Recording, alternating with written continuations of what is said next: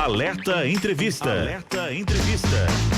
O Alerta Entrevista de hoje, nós vamos conversar com Rogério Louro. Ele é jornalista e é o responsável pela comunicação corporativa da Nissan do Brasil desde fevereiro de 2016.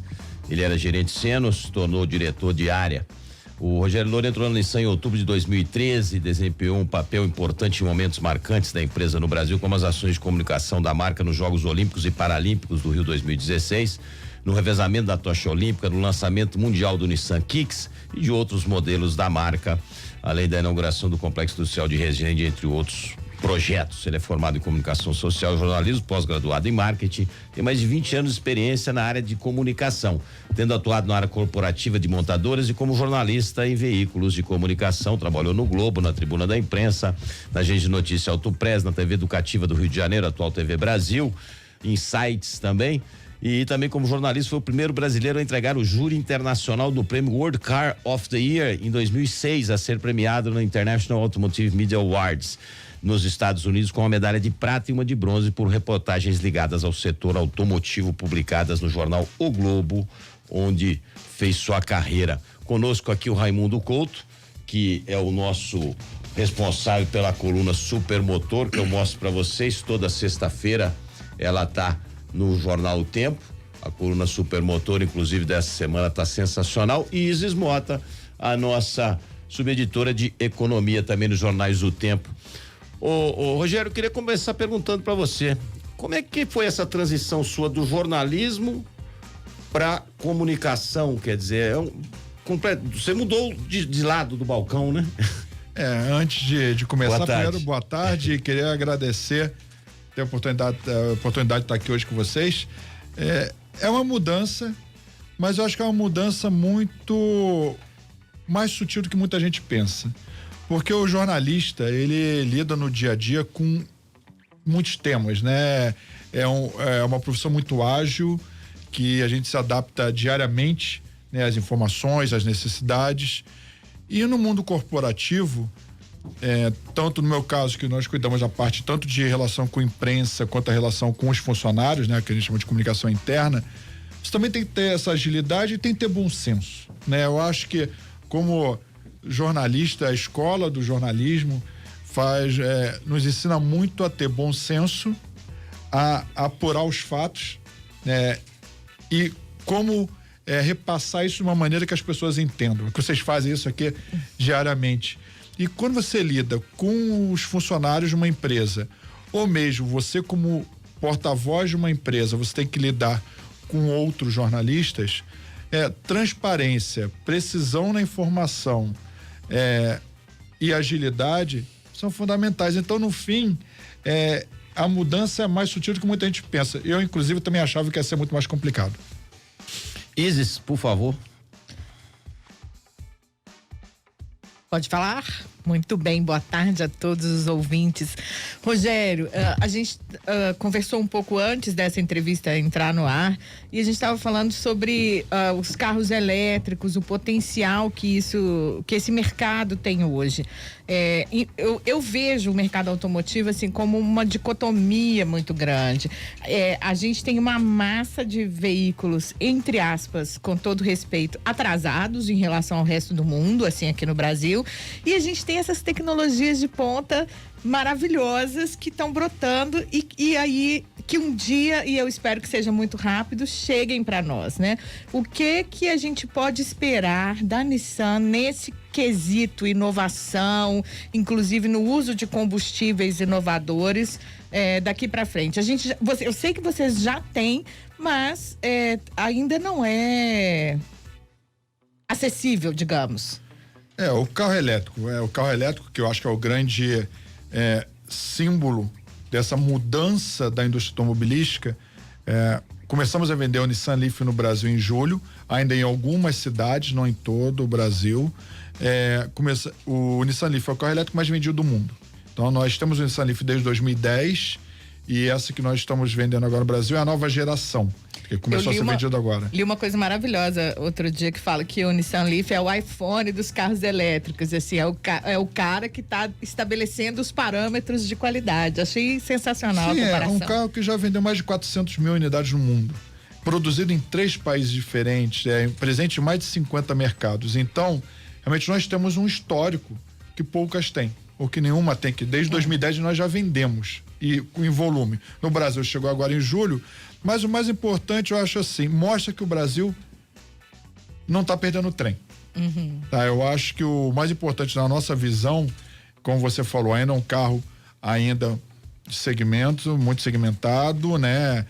No Brasil ainda é um mercado muito pequeno. No Brasil, sim, isso vai crescendo aos poucos, como foi no mundo todo.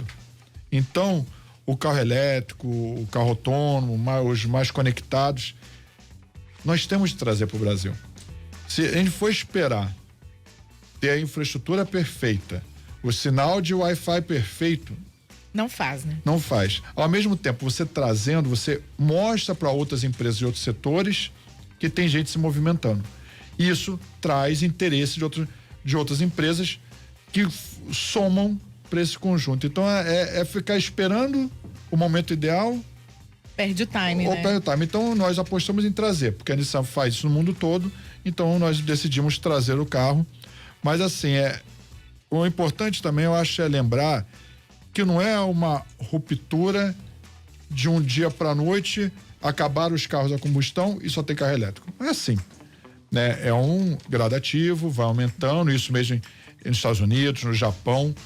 Você vai ter uma transição do uso do motor a combustão, né? Gasolina, álcool, no caso do Brasil também, para o elétrico.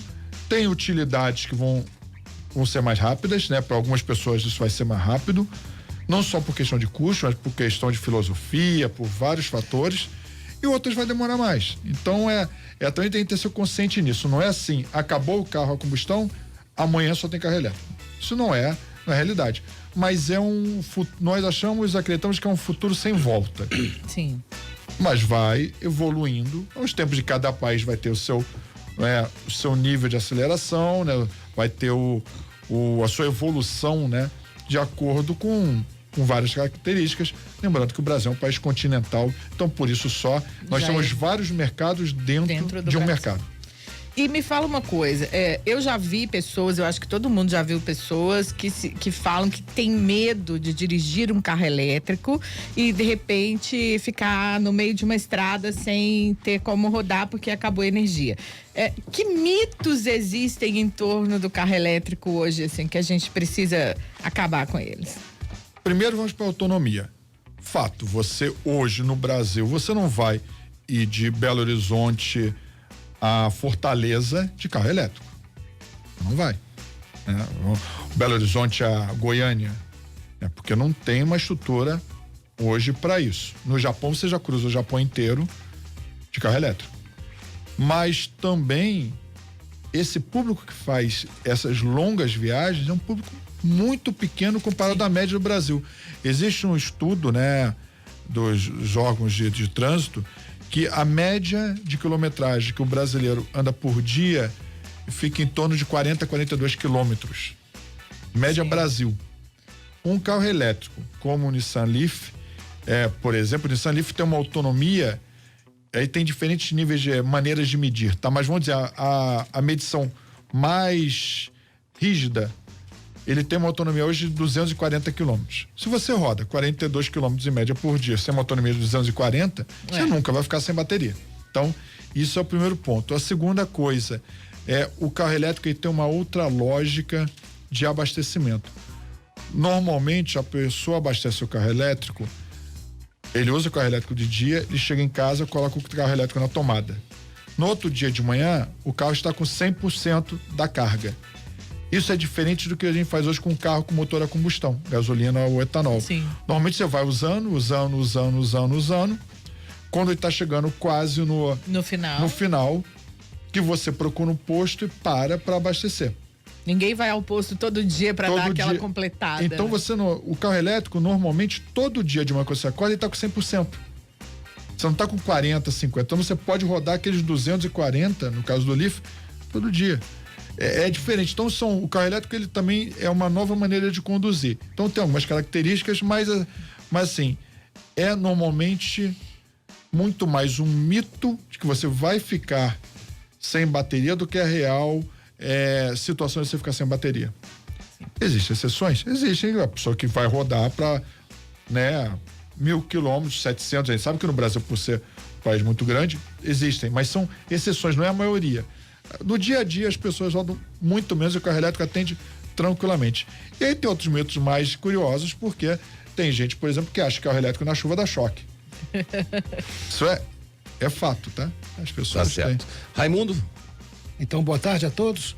Rogério, vou falar um pouco sobre produto e aproveitando ainda na carona da Isa em relação ao produtos de elétricos, tem também a transição do híbrido, né? Você tem o Kicks, que é com a tecnologia Power, que já pode vir para o Brasil em 1 ano, 2 anos no máximo, e isso já é uma realidade e tem mais preço mais acessível, enfim, gostaria de saber sobre esse produto e sobre os lançamentos da Nissan, da Frontier, que na Europa já ganhou novo câmbio, já está atualizado com mais conectividade. O próprio Marte, que está começando a sofrer um processo de transformação. Enfim, quais são os planos da Nissan em produto para esses próximos 2 ou 3 anos? O importante é primeiro, a chegada do Leaf mostra que nós acreditamos no Brasil. A gente não ia trazer o nosso carro elétrico para o Brasil se não acreditasse no futuro do Brasil. Quer dizer, você está apostando, não é uma aposta de volume hoje, é uma aposta de construção de mercado para o futuro. Da mesma forma, nós temos planos, claro, de continuar crescendo no Brasil. Temos uma fábrica em Resende, no interior do estado do Rio de Janeiro, no sul fluminense, que nós falamos, a região, com uma capacidade produtiva grande, moderna, inaugurada em 2014, então jovem, com 5 anos. Então a Nissan está crescendo. A Nissan, agora em outubro, faz 19 anos no Brasil. 5 com a fábrica própria, 100% Nissan. Então nós somos ainda muito jovens. Apesar de ser uma empresa com mais de 80 anos no mundo, no Brasil nós somos jovens e queremos crescer, queremos conquistar cada vez mais espaço. Para isso, claro, tem que ter produto, tem que ter tecnologia. Eletrificação é um ponto muito forte para a gente. O carro elétrico, como já conversamos, mas também existe a eletrificação, não é só o carro elétrico plug-in, que a gente fala que é o que liga para a tomada. Nós temos, como você falou, Raimundo, o sistema chamado e-Power. E-Power é um motor elétrico, é um carro que tem um motor elétrico e a tração dele é elétrica, quer dizer, o carro é movido como elétrico, mas em vez de você parar numa tomada para abastecer o carro, para carregar o carro, você tem um pequeno motor a combustão, a gasolina, que você abastece o carro num tanque menor, com combustível, ele gera eletricidade para o motor elétrico que faz o carro rodar como um elétrico. Então a sensação é de carro elétrico, porque ele não tem o barulho, ele tem um torque muito forte, uma força muito forte de aceleração, essa sensação de condução de carro elétrico. Mas você não precisa parar para abastecer e você tem uma autonomia muito maior do que um carro a gasolina normal. Então essa tecnologia foi lançada no Japão, num carro que já existia, que era o Nissan Note. Ele estava em 9º lugar em vendas no Japão. Quando se lançou essa tecnologia, foi tão sucesso que ele virou o carro mais vendido do Japão. A versão com motor e-Power, apesar de já ser um carro conhecido, ganhou essa versão nova. Essa versão responde hoje por 75% das vendas da linha Note e fez o Note virar... Tem previsão de vir para o Brasil? O Note não, o carro não, a tecnologia estamos olhando com muito carinho de vir para o Brasil. Porque é uma tecnologia que é interessante para o mercado brasileiro. Rogério, infelizmente nosso tempo está acabando, mas eu preciso fazer uma última pergunta para você, que é a seguinte: há alguns meses atrás falou-se de uma fusão aí entre a FCA e a Renault. A Renault, todos sabem, é parceira da Nissan, e isso não se concretizou. Isso teve alguma interferência da Nissan, a não concretização disso? Não, a aliança, a aliança Renault-Nissan-Mitsubishi é uma aliança muito forte. Sim.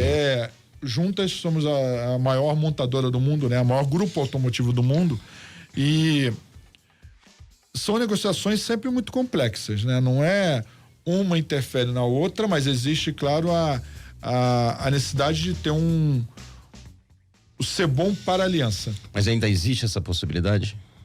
Isso hoje, sinceramente, eu não sei te dizer, porque isso é uma discussão de nível global, não é uma discussão ligada só ao Brasil ou só à região América Latina, é algo muito maior, decidido pelas matrizes, e hoje, pelo que nós sabemos, está parado, mas mundo dos negócios é sempre um mundo que vive evoluindo, né? Só avisando os nossos ouvintes, felizmente nosso tempo acabou, essa matéria vai ser toda replicada depois no Supermotor, não é, o Raimundo?